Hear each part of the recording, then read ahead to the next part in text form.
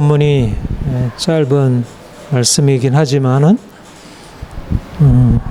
아주 중요한 이제 구약과 신약의 중요한 핵심, 중심을 잘 말씀해주고 있습니다.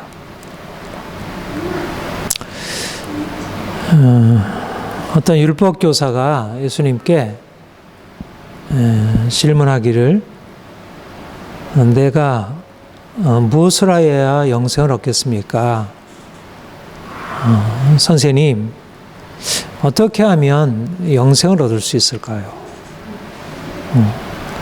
생명 얻는 길, 영원한 생명 얻는 길에 대하여 질문했습니다. 그러니까 율법에는 무엇이라 기록되어 있느냐? 율법 교사인 이 서기관, 전에는 서기관이라 이렇게 번역을 했죠. 율법 교사에게 내가 연구하는 율법에는 무엇이라 되어 있느냐? 내가 율법을 이해하기로는, 내가 율법을 읽기로는 두 가지로 말씀하는 것 같습니다. 그러니까 굉장히 율법을 깊이 연구했던 학자인 것으로 생각이 돼요. 그래서 첫 번째는 내 마음을 다하며 목숨을 다하며 힘을 다하며 뜻을 다하여 주 너희 하나님을 사랑하라. 신명기 6장의 말씀이죠. 쉐마, 들으라 이스라엘아.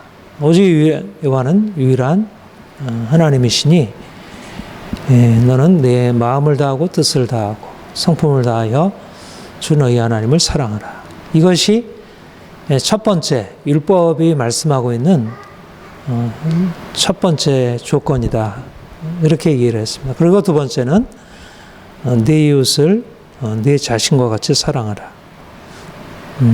레위기에 있는 말씀. 그래서 하나님을 사랑하는 것과 이웃을 사랑하는 것, 이 두 가지를 율법이 말씀하고 있고, 이제 이것이 생명에 이르는 길이다. 이렇게 대답을 했습니다. 예수님께서 뭐 달리 덧붙이지 아니하시고, 네가 참 대답을 잘했다. 율법은 하나님을 전심으로 사랑하는 것과 이웃을 내 자신과 같이 사랑하는 것이다. 바로 그것을 행하게 되면 영생에 이르게 될 것이다.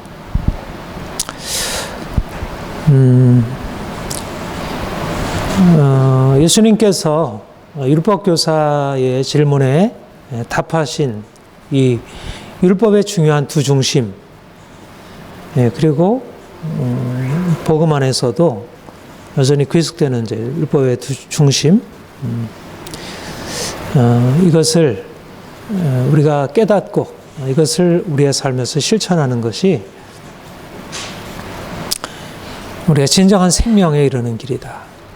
생명에 이른다고 하는 것은 우리가 장차 죽어서 이제 하나님과 함께 영원한 행복을 누리는 그것을 의미하기도 하지만 이 땅에 사는 동안 진정한 삶,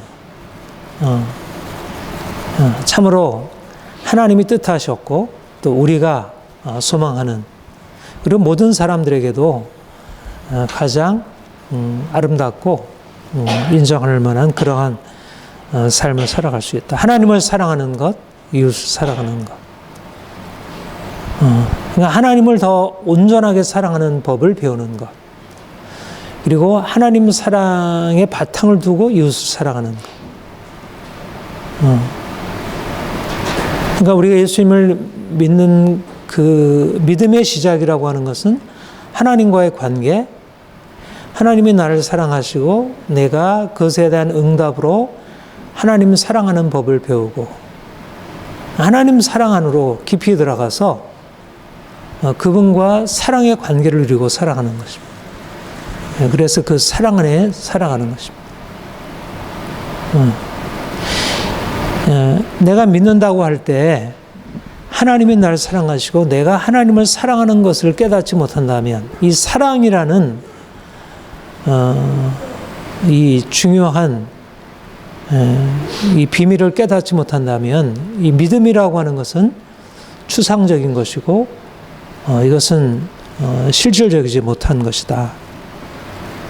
우리가 믿음으로 더 들어갈수록 하나님은 나를 사랑하신다는 것과 내가 하나님을 더 사랑하게 되는 것을 깨닫게 되고 그 사랑의 비밀을 경험하는 것이다 할 수 있습니다. 그리고 중요한 것은 하나님이 우리를 사랑하시고 우리가 하나님을 사랑하는 것이 우리의 삶에 주어지게 될 때 우리가 이웃을 내 자신과 같이 사랑하는 하나님의 사랑이 우리의 삶에서 우리의 삶을 바꾸는 그 핵심적인 증거는 내 자신을 사랑하고 이웃을 사랑하는 그래서 사랑이라는 것이 우리의 삶을 이끌어가는 하나님 사랑이 우리의 삶의 중심이어야 하고 그리고 그 사랑의 바탕 위에서 이웃 사랑으로 이어지는 하나님의 사랑이 없다면 우리가 진정한 의미에서 사람을 사랑할 수 없고 자신과 이웃을 사랑할 수 없고 또 하나님을 사랑한다 하지만 그러나 자신을 사랑하지 않는다면 이웃을 사랑하지 않는다면 진정한 하나님의 사랑이라 할 수 없다는 것입니다. 그래서 우리가 이 두 가지 중심 하나님 사랑과 이웃 사랑의 이 중심을 오늘 함께 살펴보고자 합니다. 첫 번째로 하나님 사랑에 대해서 하나님을 사랑하는 것에 대해서 하나님을 사랑한다고 하는 것은 무엇일까? 여기 무엇이라고 얘기를 하죠? 여기 특징적인 것은 뭐냐면 율법에 무엇이라 기록되어 있느냐? 내 마음을 다하며 목숨을 다하며 힘을 다하며 뜻을 다하여 이 다한다는 말이 전심으로 모든 것을 다하여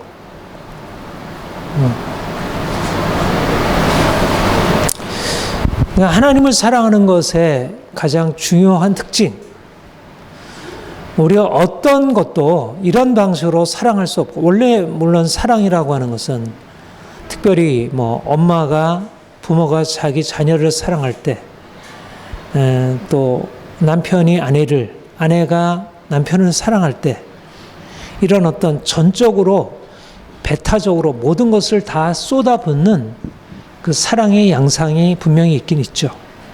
그런데 사실은 그거는 하나님을 모든 것을 다하여 사랑하는 것의 한 그림자라 할 수 있고 사실 모든 것을 다하여 사랑하는 것은 오직 하나님께만 귀속될 수 있는 사랑이라 할 수 있습니다. 왜냐하면 하나님은 그 사랑을 받으시기에 합당하신 분.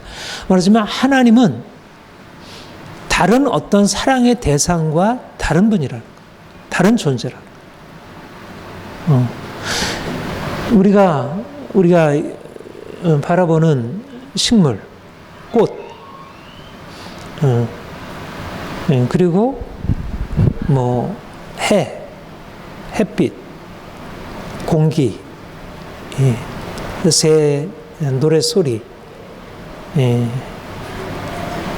사람들, 이 모든 것들이 다 우리에게 사랑의 대상들이고 그것을 향하여 우리의 마음을 쏟고 그것을 우리가 사랑하는 것이 지극히 합당한 일이지만 그러나 그 어떤 것도 어떠한 사람도 어떠한 자연물도 어떠한 세상의 아름다운 것들도 우리의 모든 것을 다하여 쏟아 부을 만큼 하는 대상이 없고 또 그렇게 만약 사랑한다면 그는 온전치 못하다는 것. 그래서 우리가 하나님을 만나서 알게 되는 것은 우리가 이제까지 사랑해온 것들이 많이 있고 주변에 있는 많은 대상들을 사랑하고 또 그 모든 사랑의 가장 궁극적인 그 지향점은 우리 자기 자신이라 할 수 있죠. 그런데 자기 자신과 우리를 둘러싼 모든 세상에 있는 것들은 우리의 모든 것을 다 쏟아붓기에는 한계가 있는 그 대상들인 것입니다. 그래서 성경은 그것을 썩어질 영광의 피조물이다 얘기를 해요. 그러니까 우리가 사랑하는 모든 대상들, 하나님을 만나기 전에 우리의 마음을 쏟아붓고 우리 자신, 남편, 아내, 자녀들, 우리에 있는 친구들, 우리의 주위에 있는 아름다운 자연들, 이 모든 것들이 사랑할 만한 대상들이지만 그 모든 대상들은 하나님을 만나고 나서 깨닫게 되는 것은 하나님과 비교할 수 있는 그런 대상이에요. 그래서 우리가 하나님을 만나서 알게 되는 것은 우리가 이전에 가지고 있었던 사랑과는 다른 종류의 우리의 모든 것을 다 쏟아붓는, 우리가 사랑에 빠진다고 하죠. 사랑에 빠지는. 그러니까 엄마가 아이를 향한 사랑에 빠지고 사춘기에 남녀가 사랑에 빠지듯이 그 이상으로 하나님을 향하여 우리의 모든 것이 쏟아부어지는 그런 사랑으로 하나님을 사랑하는 것. 이게 하나님 사랑에 합당하다는 것이죠. 우리가 그걸 어디서 보죠? 제가 가장 자주 인용하는 빌립보서 3장에서 사도 바울이 다메섹 도상에서 주님 만난 뒤에 그런 사랑을 경험한 거예요. 예수님의 그 너무나 놀라운 아름다우심을 발견하고 그가 이전에 사랑했던 것, 그가 이전에 추구했던 것, 그 어떤 것과도 비교할 수 없는 그 전적인 사랑이 그 아름다우신 영원하신 그분을 향하여 쏟아부어지기 시작한 거죠. 그래서 그 주님께 향한 그 사랑이 그 이전에 가지고 있었던 모든 사랑들을 내려놓게 하고 그 모든 것을 다 해로 여기고 주를 따랐다 그렇게 그래요. 왜냐하면 그리스도를 아는 지식이 가장 고상함을 인하여 그랬다는 것입니다.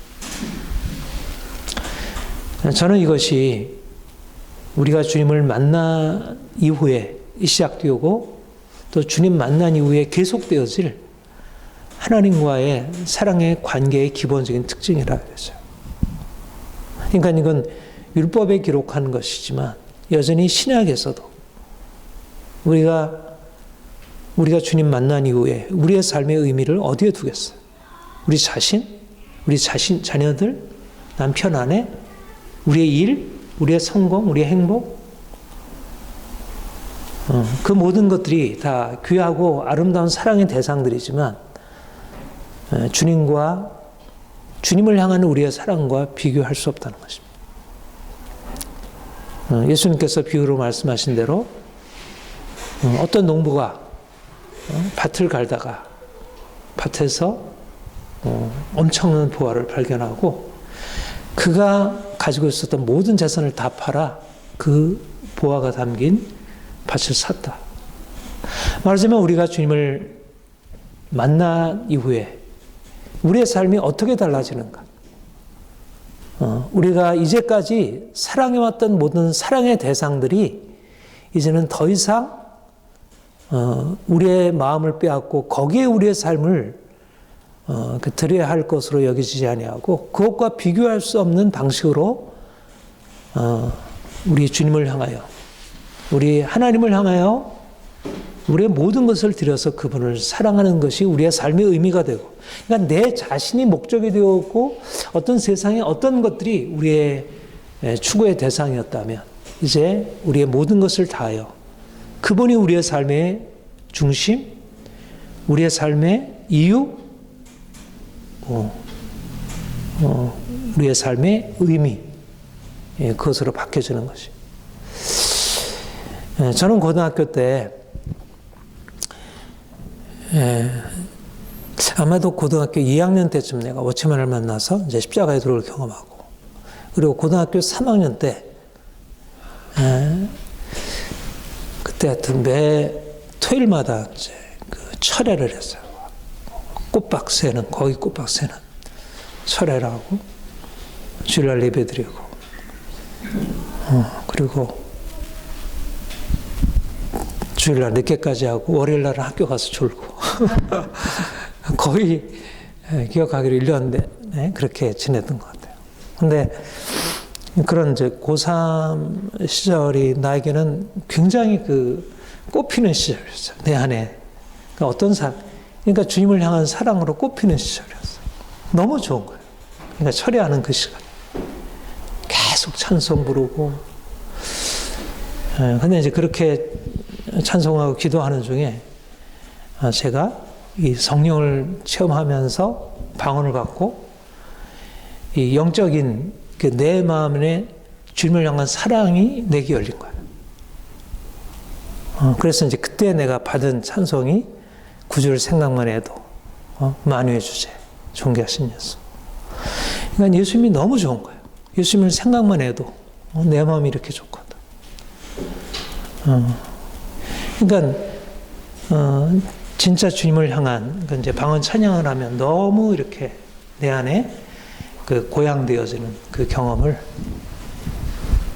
물론 이제 그게 이제 계속되지 된 것은 아니지만, 근데 내게 있어서 어떻게 보면 주님과의 어떤 첫사랑과 같은, 그러니까 고등학교 2학년 때 말씀을 통해서 내 영이 크게 열리면서, 그러면서 주님과의 어떤 사랑의 관계 안으로 들어가는 그 경험을 하나님께서 내게 허락해 주셨다.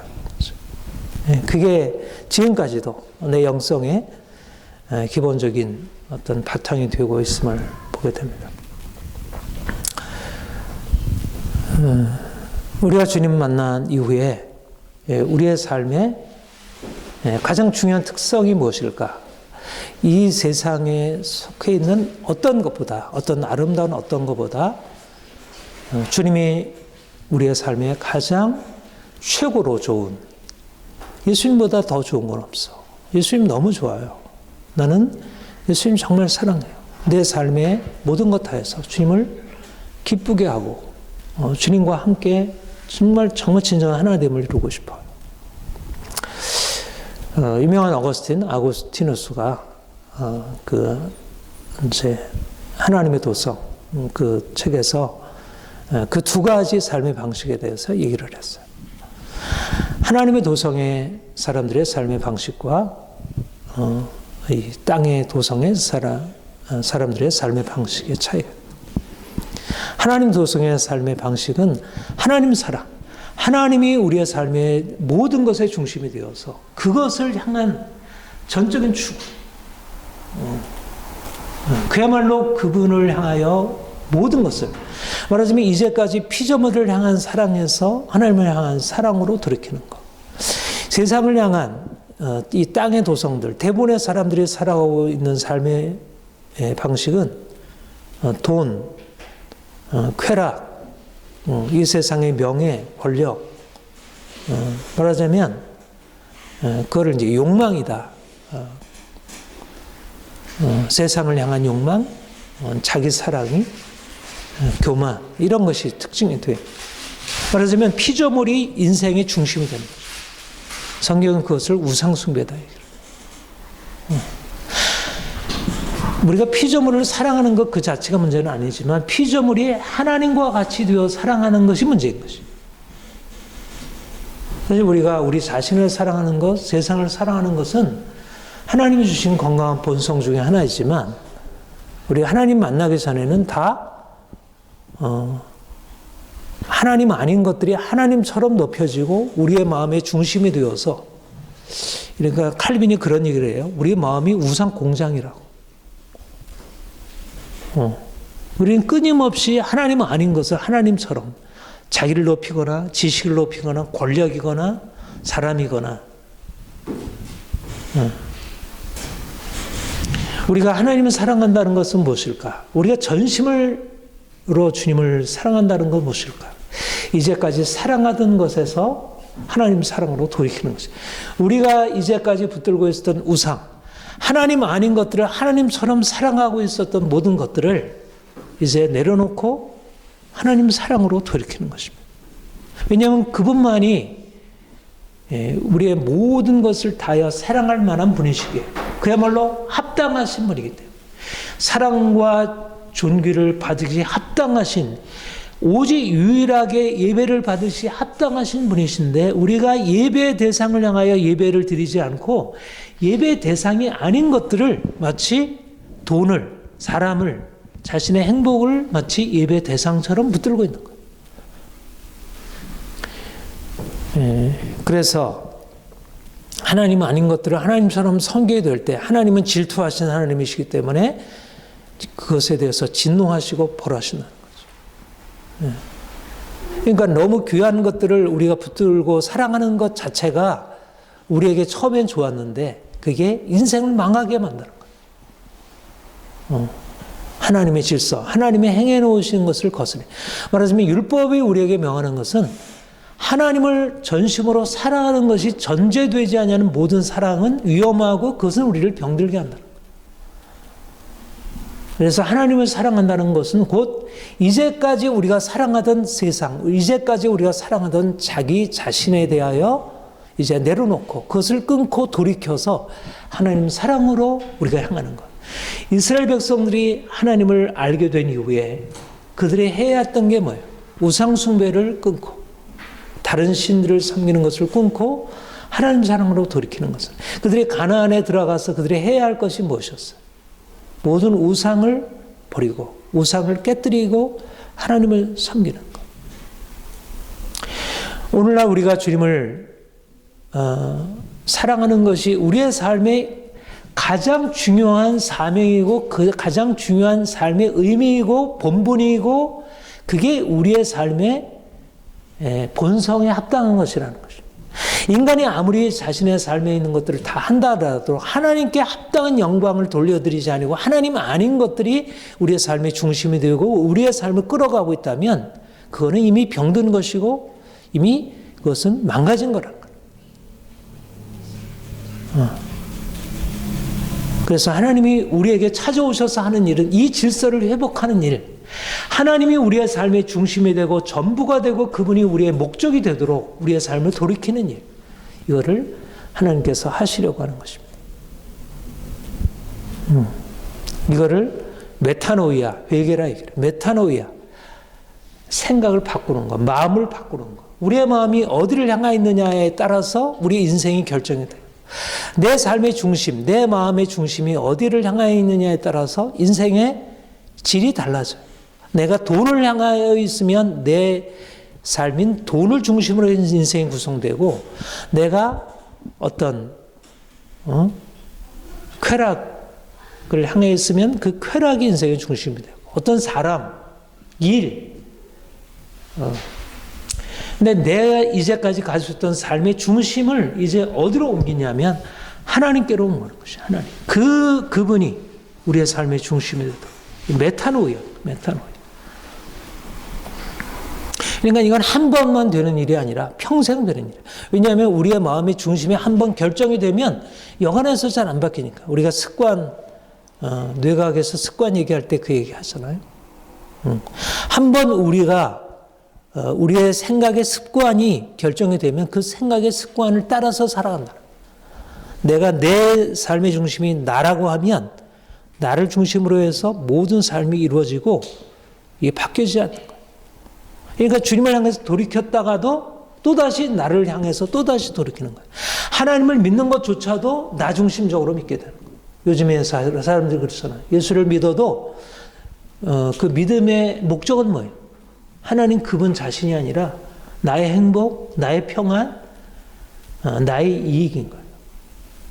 그건 진정으로 하나님을 믿고 섬기는 게 아니죠.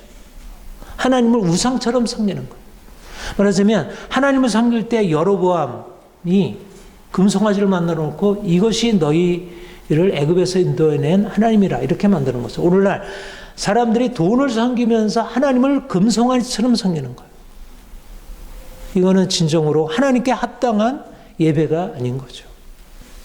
그러니까 중요한 것은 이렇게 예배를 주일날 와서 예배 드리느냐 아니냐에 보다 더 중요한 것은 뭐냐면 우리의 마음의 중심이 하나님을 향해 정말 전심으로 마음을 다하고 뜻을 다하고 힘을 다하여 목숨을 다하여 그 주님을 사랑하는가 하는 그 마음의 중심, 마음의 방향성, 이게 중요하다는 거죠. 오늘날 이 시대가 어떤가요? 이 시대는 물론 종교는 많이 사라졌어요. 뭐 불교, 뭐 유교, 뭐 이런 어떤 종교는 사람들에게 있어서 그런 우상 숭배, 그건 사라졌어요. 미신도 사라졌어요. 그러나 그런 종교적인 우상 숭배는 사라졌지만 돈이라는 우상 숭배, 이 쾌락, 평안이라는 우상 숭배는 사람들의 삶에 너무 강력하게 지배를 하고 있어요. 사람들의 삶의 목적이 무엇인가? 돈, 쾌락, 자기 행복, 성공. 저는 그래서 오늘날 이 시대에 필요한 영성이 무엇일까 할 때 우리가 지난주에도 말씀드렸지만 세례요한의 이 금욕적인 영성이 보다 긍정적인 의미로 좀 수용될 필요가 있다 생각을 해요. 사실은 기독교가 처음 뿌리낸 이후에 로마가 기독교화 되면서 이제 기독교가 공인되고 수많은 사람들이 교회 안으로 들어왔어요. 근데 부자도 많은 권력자들도 교회 안에 들어오면서 교회가 점점 오히려 핍박받았을 때는 교회가 굉장히 순수하고 하나님 사랑이라는 게 이렇게 보존되었었는데 교회가 많은 사람들이 교회 안으로 들어와서 함께 이렇게 신앙생활하면서 그야말로 신앙이 하향 평준화되고 하나님 사랑과 세상을 사랑하는 것이 혼동되기 시작한 거예요. 그 맥락에서 쓴 게 어거스틴이 하나님의 도성이라는 책을 쓴 거예요.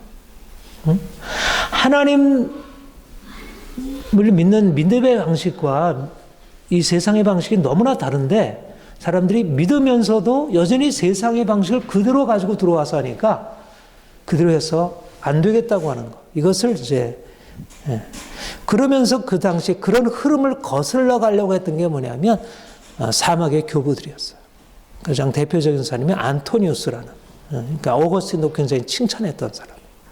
물론 우리가 볼 때 뭐 비판할 요소도 없지 않아 있고 그것이 전부라고는 생각은 안 해요. 그러나 적어도 당시에 세속화되는 교회의 흐름을 거슬러서 그야말로 하나님과의 어떤 순전함을 지키는 그런 은둔과 침묵, 고행, 하나님의 음성을 듣기 위해서 말하자면 돈, 권력, 명예, 쾌락 이런 것이 지배하는 세상으로부터 벗어나서 광야로 들어가려고 했던 것입니다.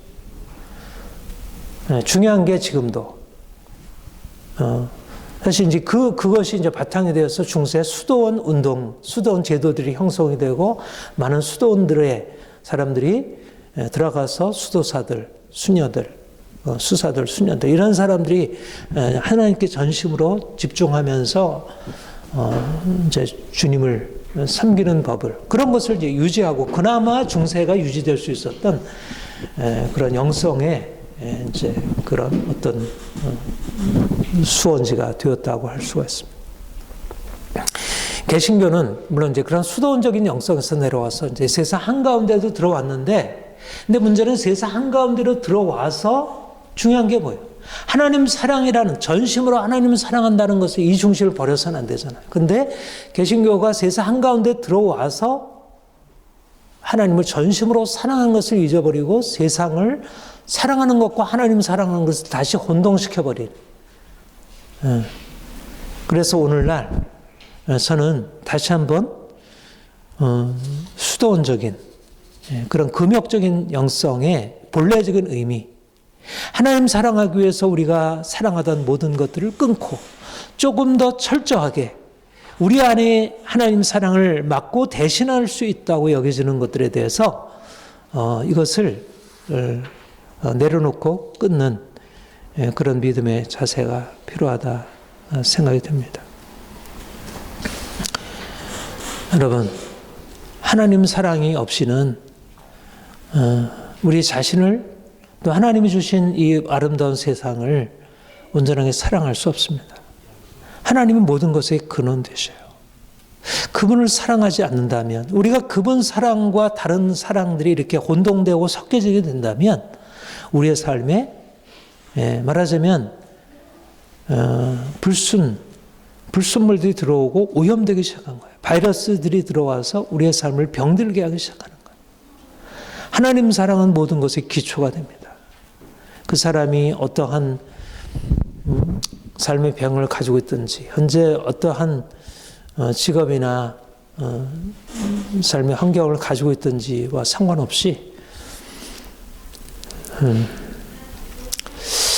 좀 더 이 시대를 거슬러서 우리가 이 시대 사람들이 추구하는 그런 우상 숭배로부터 벗어나서 정말 뜨겁게 하나님 사랑하고 전심으로 하나님을 사랑하고. 근데 하나님 사랑하는 게 그냥 힘든 건가요? 그런 게 아니잖아요. 하나님 안에 있는 그 놀라운 아름다움, 지혜와 지식의 모든 보화가 그 안에 감춰다니니라, 이렇게 말씀하죠.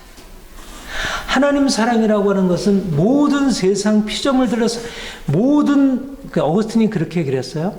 최고선, 모든 아름다움의 아름다움, 모든 선의 선, 모든 진리의 진리, 모든 것의 극치, 모든 것의 탁월한 아름다움을 가지신 그분. 우리가 그분을 사랑한다는 것은 우리의 존재가 그만큼 고향이 되는 거예요. 내가 아름다운 예술을 알고 그것을 추구하면 우리의 예술적인 심미적인 우리의 내면적인 능력이 그만큼 고향이 돼요. 우리가 과학적인 진리를 사랑하면 우리의 어떻든 우리의 내면이 그만큼 고향이 되는 거죠. 우리가 주님을 사랑하고 우리의 모든 것을 다하여 그분을 추구하게 되면 우리가 이제까지는 낮은 차원의 인생을 살았는데, 그야말로 우리가 소시민적인 인생을 살았는데 귀족적인 인생으로, 군주로서, 탁월한 엘리트로서 그렇게 살아갈 수 있는 거예요. 물론 쉽지는 않은 거죠. 쉽지는 않아요.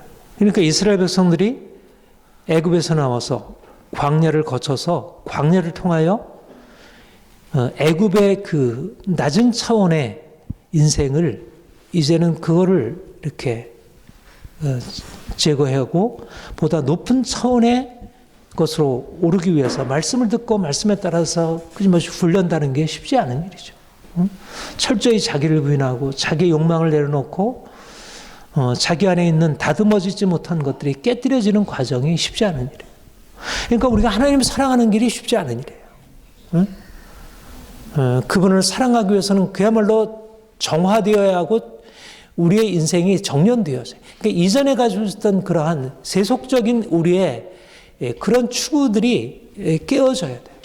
그것들을 그냥 계속 유지해 나가면서, 말하자면 잘못된 음식, 그냥 그 싸구려 음식, 그 우리에게 해되는 맛이 그냥 있지만 그러나 우리의 몸에 해되는 것을 그냥 먹으면서 우리가 그 좋은 음식을 먹을 수는 없어요.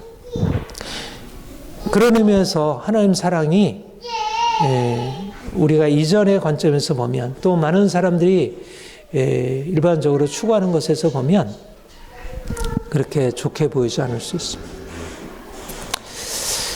그러나 주님이 하나님을 사랑하라는 것은 우리를 하나님과 같이 높이시려고 하는 것입니다. 하나님과 같이.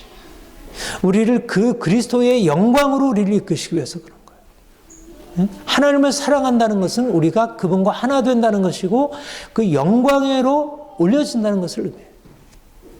얼마나 놀라운 부르심입니까? 스카프레너 그 찬양처럼 높은 부르심, 하나님의 부르심, 높은 부르심. 우리가 더욱더 그리로 들어가기를 요구합니다. 두 번째, 이웃사랑. 하나님 사랑하는 것이 우리의 삶의 지고의 목표이고 일상합니다. 그런데 하나님을 사랑하는 것이 단지 하나님 사랑으로 머물게 되고 그것이 사람을 사랑하고 자기 자신을 사랑하고 이웃을 사랑하는 것으로 나아가지 못하면 그 사랑은 추상적이고 관념적이고 그 사랑은 제대로 열매를 맺지 못해요. 저는 이게 굉장히 중요하다고 생각해요. 이건 저의 경험이 그렇고 또 많은 수많은 정말 하나님을 사랑한다는 사람들이 겪게 되는 어떻든 오류, 그것 때문에 그렇습니다. 하나님을 사랑하는데 뭔가 열매가 잘 안 나타나. 하나님을 사랑하는 거면 사람을 사랑하는 것보다, 자신을 사랑하는 것보다, 세상을 사랑하는 것보다 더 아름다운 열매가 나타나야 되잖아요. 근데 뭔가 하나님을 사랑한다고 하는데, 기도를 하는데, 정말 늘 주님만 생각하고 입에서 나오는 말은 늘 하나님인데, 그 나타나는 삶의 모습들을 보면, 물론 다 이해할 수 있는 건 아니고, 우리의 인간적인 판단을 넘어선 것이 분명히 있을 수 있지만, 그러나 뭔가 열매가 안 좋은 거예요. 요즘에 기독교가 세상에 비춰지는 게 뭐예요? 우리 한국 기독교가 하나님을 사랑하지 않고 세상을 사랑하기 때문에 욕을 먹기도 하지만, 예를 들면 세습, 돈, 명예 추구, 이런 것 때문에도 욕을 먹기도 하지만, 하나님을 사랑한다는 사람들로 인해서 욕을 먹는 것도 괜찮은 거예요. 근데 그것은 한편으로는 세상이 영적인 차원을 알지 못하기 때문에 오해해서 그럴 수도 있지만, 그러나 오늘날 제대로 이렇게 보게 되면 오히려 하나님을 사랑한다는 사람들에 의해서 오히려 하나님이 오히려 비난을 받게 되는 일들이 너무 많은 것이. 얼마 전에 문제가 되었던 정광훈 목사, 또 지금 문제가 되는 인터컵, 이게 다 하나님 사랑한다는 사람들이잖아요. 그들이 하나님 사랑하는 게 없는 건 아니고 다 영적인 경험들이 있고 영적인 강력한 추구도 있어요. 그야말로 우리 앞에서 말씀드렸는데 전심으로 모든 것을 다해서 그야말로 목숨까지도 내걸면서 주님을 사랑하는 그런 게 있는 거예요. 그런데 왜 문제가 되었을까요? 왜 문제가 되고 있을까요? 왜 그것이 열매가 아름답지 못하고 많은 사람들에게 오히려 손가락질의 대상이 되고 이상하게 여기게 될까요? 하나님 사랑의 의미, 하나님 사랑이 구체적으로 우리의 삶에 어떻게 나타나는지에 대해서 오해가 있는 것입니다.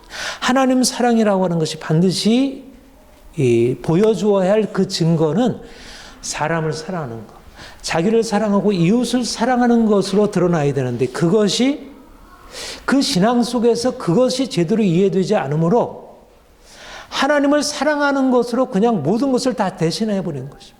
사람들이 뭐라 해도 하나님이 최고지. 성경이 뭐라고 얘기를 했어? 부모 처자, 너 자신까지 부인하고 다 미워하고 주님을 따라오라 하지 않았어? 안에 있는 자는 안에 없는 자처럼 하라고 하지 않았어? 모든 것을 다 들여서 주님을 섬기라고, 다 팔아서 주님을 따르라고 하지 않았어? 이런 말씀을 붙들면서 그들이 그대로 실천했다고 여겨지는데, 성경이 가지고 있는 보다 포괄적이고 온전한 진리를 잃어버린 것입니다. 그러니까 하나님을 사랑하는 것이 어떻게 사람을 사랑하는 것으로 나타나야 하는지를, 그러니까 성경에서 얘기하는데, 전심으로 하나님을 사랑하고 네 이웃을 네 자신과 같이 사랑하라고 하는 이 두 기둥을, 한쪽 기둥만 붙들고 한쪽 기둥을 잃어버림으로 전심으로 사랑한다는 이유로 네 이웃을 네 자신과 같이 사랑한다는 이 다른 쪽 기둥을 놓쳐버리게 된 것입니다. 하나님을 사랑함이 없이 이웃을 사랑하는 것은 진정한 생명의 결과를 낳지 못하죠. 그러니까 휴머니즘과 진정 하나님 사랑은 동일시할 수 없어요. 그러나 하나님을 사랑하는 사람들이 휴머니즘보다 더 못한 그런 인간 사랑에 있어서도 온전하지 못한 결과를 낳는다면 그것은 진정 하나님 사랑일 수 없다는 거예요. 하나님 사랑은 반드시 휴머니즘으로, 인간 사랑으로 나타나야 한다는 것. 이 바로 본문 다음에 예수님께서 무슨 비유를, 내 이웃이 누구이니까 율법사가 질문했을 때 예수님께서 뭐라고 대답을 하셔요? 선한 사마리아의 비유를 들어서 말씀하실 때, 강도받는 자가 이제 죽어서 신음하며 쓰러져서 지금 그 호소하고 생명, 자기를 살려줄 것을 간절히 기다리고 있을 때 그 곁을 제사장이 지나가고 레위인이 지나가면서 그것을 보았지만 피하여 지나갔다 그랬죠. 제사장과 레위인을 왜 예수님께서 말씀하셨죠? 그들은 하나님을 사랑하는 사람들. 그들은 누구보다도 성경을 잘 아는 사람들이고 전심으로 하나님을 사랑하는 일을 매일 하고 있는 사람들이에요. 늘 종교적인 일, 하나님 사랑에 관련된 일을 하고 있는 사람들이에요. 그리고 그것을 지나가는 그때도 아마 그 일 때문에 바빠서 나름대로 변명거리를 가지고 지나갔다고 생각해요. 그런데 하나님을 사랑하는 것이 구체적으로 어떻게 구체적으로 삶에서 나타나야 할지를 그들이 깨닫지 못한 거예요. 율법의 본래 정신이 어떤 것인지를 깨닫지 못하고 하나님 사랑한다는 그 명목의 이유로 실질적인 하나님 사랑의 구체적인 방식인 이웃사랑, 고통당하는 이웃을 위해서 자신을 내어주는 이제 그것을 행하지 못한 것입니다. 이웃을 내 자신과 같이 사랑하라. 여기에 중요한 비밀이 있습니다. 이웃을 우리가 어떻게 사랑할까? 이웃을 하나님처럼 사랑하라 그러지는 않았죠? 이웃을 하나님처럼 사랑할 수는 없어요. 사람을 하나님처럼 사랑하면 그것 또한 우상이 돼요. 그런데 내 자신과 같이 사랑하라. 여기에 중요한 이웃사랑의 원리가 있다는 것입니다. 이웃사랑의 기본적인 전제는 자기사랑이라는 거예요. 자기사랑. 자기를 사랑함으로 자기를 사랑하는 것 같이 이웃을 사랑하는 거죠. 우리가 의문이 들 수 있는 것은 우리가 앞에 하나님을 사랑하려면 전심으로 사랑하고 자기를 미워하고 하나님 사랑하라 이렇게 말씀하고 있는데 그리고 사실 하나님 사랑의 가장 걸림돌이 되는 게 뭐죠? 자기 사랑이에요. 내가 그리스도 함께 십자가에 못 박혔나니 이제는 내가 산 것 아니요 내 안에 그리스도께서 사신 것이라. 이 자기 부인이 결국 하나님 사랑 그리스도께서 내 안에 사시는 삶에 있어서 결정적인 자신의 핵심적인 비결이에요. 자기 사랑이 깨어지지 않으면 하나님 사랑으로 들어갈 수 없어요. 이런 의미에서 우리는 자기 사랑을 내려놓아야 돼요. 근데 여기 보면 자기 자신을 사랑한 것이 이웃을 사랑하라. 우리가 하나님을 사랑하려면 자기 사랑을 부인해야 되는데 자기 사랑을 전제로 해서 이웃을 사랑하라고 하는 이 말씀이 부딪히지 않는가. 성경에 사실 그런 말씀들이 많이 있어요. 그런데 여기서 자기 사랑의 두 가지 종류가 있다는 것입니다. 심리학적으로도 그렇고요. 영적으로도 그러합니다. 우리가 하나님을 사랑하기 위해 자기를 미워하고 자기를 부인해야 할 그 자기 사랑이 있다면 우리가 하나님 사랑의 바탕을 두고 자기를 사랑하고 이웃을 사랑하는 그런 자기 사랑이 있는 것입니다. 나르시시즘이 두 가지 종류가 있는 거예요. 우리가 보통 부정적으로 나르시시즘을 얘기를 하죠. 자기애. 자기애라고 하는 것은 사실 하나님 사랑에 있어 결정적인 방해가 되는 일이고 이웃 사랑이 결정적인 방해가 되는 일. 모든 것을 자기 중심으로 하니까 말하자면 자기가 우상이 되는 거예요. 인생의 중심이 자기가 되는 거예요. 어떻게 자기가 될 수 있겠어요? 인생의 중심이. 인생의 중심이 때로 자기지만 그러나 많은 경우에 인생의 중심이 다른 사람일 수 있고 부모님일 수 있고 고통당하는 이웃일 수 있고 무엇보다도 하나님이셔야지. 근데 많은 사람들이 인생의 중심을 자기로 삼음으로 이 잘못된 나르시시즘이 인생을 너무나 병들게 오늘날도 결국 문제가 되는 것은 자기의 그 자체가 아니라 자기애가 삶의 모든 것이 되어버리는 거예요. 자기애로부터 모든 것이 출발하고 자기애가 목적이 되고 자기애가 결국은 삶의 모든 이유와 근거가 되어버리는 거예요. 이 자기애가 깨어지지 않으면 우리가 하나님 사랑도 없고 이웃 사랑도 존재하잖아요. 그러니까 우리가 사실 성숙하게 된다고 하는 것은 철저한 자기 부인의 삶이에요. 우리가 날마다 이 자기애가 깨어지지 않으면 안 돼요. 그래서 하나님이 우리의 삶의 중심이 되면 일어나는 변화가 뭐냐면 우리가 잘못된 병든 자기애가 사라지고 진정한 자기애가 생겨나는 거예요. 진정으로 자기를 사랑하는 것이 무엇인지를 깨닫게 돼요. 이전의 자기애는 병든 방식으로 그거는 욕망이었고 내가 자기를 사랑한다고 하면서 자기가 먹고 싶은 데서 마음껏 먹으면 어떻게 돼요? 그 자기를 사랑하는 건가요? 자기를 미워하고 죽이는 거예요. 그건 내가 먹고 싶어도 먹지 않는 것, 이거는 자기를 미워하는 게 아니라 자기를 사랑하는 거예요. 말하자면 하나님을 사랑하게 되면서 이제까지 우리가 병든 방식으로 자기 자신을 위하여 살던 삶이 깨어지면서 이제는 진정한 의미로 자기를 사랑하고, 이전에는 내가 그냥 내키는 대로, 내 감정대로, 내 욕구대로 내가 행동했다면 이제는 내가 욕망을 내려놓고 하나님의 말씀이 내게 요구하시는 데 따라해. 그러면 하나님의 말씀이 내게 요구하는 거 어때요? 네가 미워하지 말아라. 네가 간음하지 말아라. 네가 거짓말하지 말아라. 네가 탐욕하지 말아라. 이 말씀이 우리에게 그 자체로서는 우리에게 부담이 되고 힘든 것일지라도 그 말씀은 우리를 살리는 말씀이에요. 그러니까 자기를 사랑한다는 것은 곧 하나님 말씀 안에서 자기를 부인하고 하나님 뜻대로 살아가는 거예요. 이게 자기 사랑. 그러니까 자기 사랑이라는 것과 하나님 사랑은 분리되는 게 아니라 오히려 하나님을 사랑함으로, 하나님을 알므로 하나님 안에서 자기를 사랑하는 거예요. 하나님이 나에게 말씀하시는 것은 나를 위한 것이라는 걸 아니까 내가 싫지만, 내가 화가 나지만, 내가 힘들지만, 나를 미워한 사람도 내가 받아들이게 되고, 내가 별 볼 일 없다고 사는 사람에 대해서도 내가 이전에 가지고 있던 생각을 포기하게 돼요. 그러니까 하나님을 사랑함으로 자기를 진정으로 사랑할 수 있게 되는 것. 말하자면 주님이 우리에게 오셔서 주시는 선물이 뭐냐? 자기 사랑이라는 것입니다. 진정한 의미에서 자기 사랑을 회복하는 거예요. 저는 사실 하나님 만나서 우리에게 주어지는 이 은혜의 경험이 하나님은 우리를 얼마나 사랑하시고, 내가 하나님을 사랑하기 전에 하나님이 나를 사랑하신 거야.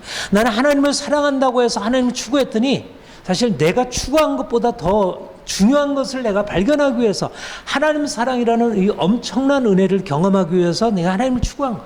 그러니까 내가 하나님을 추구한 것과 내가 하나님을 사랑한 것과 하나님이 나를 사랑하신 것의 비교를 할 수가 없는 거야. 그러니까 결국 하나님 사랑 안에서 나 자신을 다시 보게 되면 내가 하나님 사랑하기 위해서 포기했던 것, 그 모든 것들을 보상하고도 남고 그 비교할 수 없는 거죠. 그래서 하나님 안에서 나를 용납하고 사랑하고 수용하고 인생이 자유로워지고 내가 문제가 있지만 더 이상 나를 미워하지 않고, 우리가 얼마나 자기를 사랑한다고 하면서 자기를 미워하고 살아가요. 그런데 주님이 나를 사랑하시는 방식으로 자기를 사랑할 수 있게 되는 귀한 걸 얻게 됩니다. 바로 그 사랑이 이웃사랑의 원천인 거죠. 우리가 이웃을 바라볼 때 어때요? 사랑할 만한 대상들이 아니잖아요. 우리가 하나님 사랑하는 것과 이웃사랑의 차이는 뭐냐면 하나님은 사랑에게 합당한 분이에요. 그분은 모든 아름다움이 극제, 조금도 흠이 없으신 완벽하신 분이에요. 그러니까 우리가 그분을 사랑할 수 너무 합당해요. 그런데 이웃은 어때요? 사랑할 만한가요? 그 에로스의 대상들인가요? 우리의 추구의 대상들이 뭐 아름다움이 있나요? 지혜로움이 있나요? 뭔가 매력이 있나요? 물론 그래서 사랑하기도 하죠. 그래서 아내를 사랑하고, 그래서 남편을 사랑하고, 뭔가 우리 친구를 사랑하고, 뭔가 세상에 있는 그 아름다운 것을 사랑하고 추구하고 살아가죠. 그러나 우리의 이웃사랑이라는 것은 인간적으로 나의 사랑의 확장에 불과하지 나를 넘어가지 못해요. 그런데 주님이 우리를 사랑하신 방식, 우리가 사랑받지 못할 만한 상태에 있을 때 그가 우리를 사랑하신 그 은혜를 경험하고 이제는 진정한 의미에서 아가페 사랑을 우리가 나타낼 수 있어요. 이게 바로 주님이 우리를 사랑하신 방식이고, 이것을 가지고 주님께서 너희가 이제 나아가서 이웃을 사랑해라. 우리 주위에는 이런 사랑에 목마른 사람들이 너무 많아요. 사랑받을 수 없다고 생각하고 아예 사랑을 포기하고 너무 이기적으로 자기 자신을 지키기 위해서 이기적인 욕망 가운데 사랑하지만 그러나 진정한 사랑을 결핍한 사람들이 너무 많아요. 예수님께 이 땅에 오셔서 수많은 가난한 사람들, 병든 사람들, 귀신 들린 자들을 향해서 나아가셔서 그들에게 사랑을 나타내시고 그들을 자유케 하셨듯이 오늘도 주님께서 수많은 사람들에게 나아가서 이 놀라운 사랑을 나타내실 그와 같은 사랑의 통로들을 찾고 있습니다. 주님이 우리에게 하나님의 놀라운 사랑을 이미 나타나셨고 우리가 이 사랑을 가지고 나아가서 많은 병든 사람들, 고통받는 사람들, 강도받나 신음하고 부르짖는 사람들에게 선한 사마리안처럼 사랑을 베풀고 그들의 이웃 되는 것입니다. 강도받는 자의 이웃이 되는 것입니다. 주님께서 우리를 이와 같은 놀라운 삶으로 인도하셨습니다. 하나님을 전심으로 사랑하는 것, 더 하나님을 깊이 사랑하는 것. 그래서 그 하나님을 사랑함으로 그분이 가지고 있는 그 놀라운 삶의 비밀, 사랑의 비밀을 깨닫고 나가서 고통받는 우리 이웃들을 위하여 주의 사랑 베풀며 살아가는 이 귀한 삶 살아가기를 소망합니다. 기도하겠습니다. 하나님 아버지, 주께서 우리를 사랑해 주셔서 우리를